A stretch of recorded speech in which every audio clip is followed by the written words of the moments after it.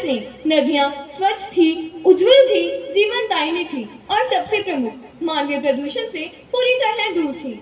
आज की महानदियां, यहाँ तक कि गंगा और यमुना जैसी पावन नदियां भी मानवीय प्रदूषण से जूझ रही हैं, जिसके कारण जल प्राणियों का रहना मुश्किल हो गया है।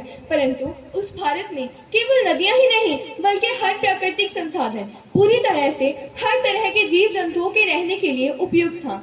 इसके अलावा दूसरा प्रमुख बिंदु था ज्ञान का दीपक। वह दीपक पूरे भारतवर्ष के लोगों को एक उजाला प्रदान करता था। वह उजाला था शिक्षा का उजाला, जो ये दर्शाता था कि जब तक भारतवासी पूर्णतः शिक्षित नहीं हो जाते, तब तक हमारा भारत विकसित नहीं हो सकता।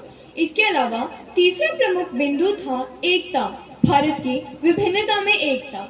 यह दर्शाता था कि उस भारत में हिंदू, मुस्लिम, सिख, ईसाई सब आपस में भाई भाई थे, अर्थात वहाँ के लोग हर तरह के भेदभावों से दूर थे, जो यह प्रतीक था कि जिस दिन भारतवासी हर प्रकार के भेदभावों से पीछे हटकर एकता की भावना रखेंगे, उस दिन हमारा भारत विकसित हो जाएगा। तो इन तीनों मुख्य बिंदुओं से हम यह निष्कर्ष निकाल सकते हैं कि जिस दिन हमारा भारत एकत्रित होकर, शिक्षित होकर अपने संसाधनों का सही प्रयोग करेगा, उस दिन हमारा भारत विकसित भारत बन जाएगा।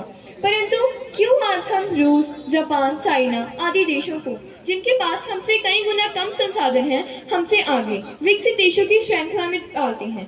उसका प्रमुख कारण यह है कि वहाँ के लोगों ने अपने संसाधनों का सही प्रयोग करना सीख लिया है। तो जिस दिन भारतवासी अपने संसाधनों का सही प्रयोग करना और एकता की भावना रखना सीख जाएंगे, उस दिन हमारा भारत भी विकसित भारत बन जाएगा, विकसित भारत बन जाएगा। धन्यवाद।